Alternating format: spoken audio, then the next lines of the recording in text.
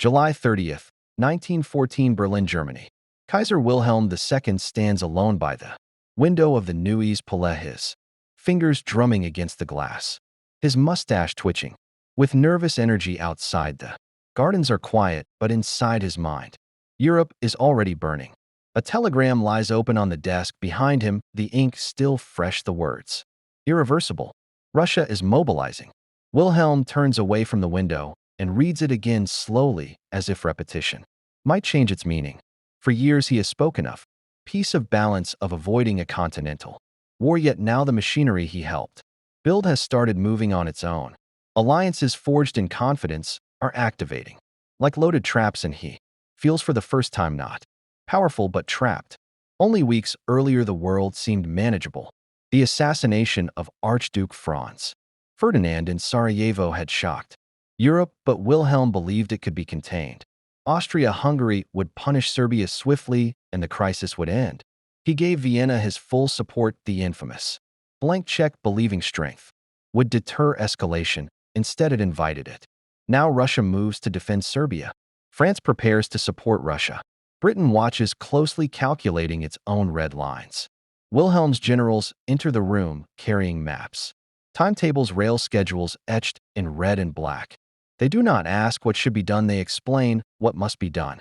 The Schlieffen Plan dominates the conversation, a plan built on speed and inevitability. Once mobilization begins, there is no pause, no diplomacy, no turning back.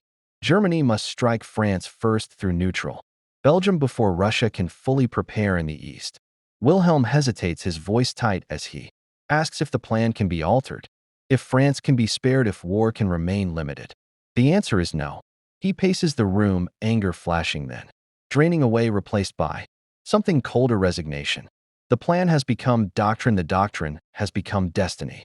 Generals warn him that any delay would be fatal, that hesitation would mean defeat.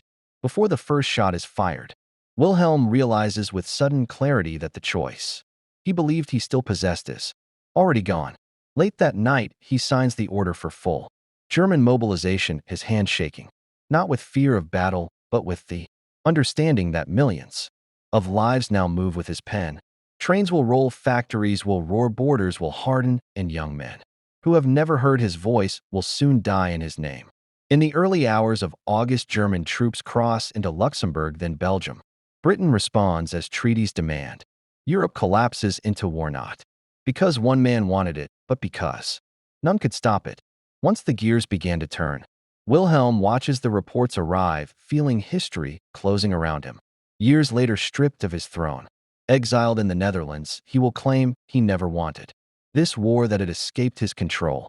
Yet the moment remains frozen in July 1914, when strength was chosen over restraint and momentum over mercy.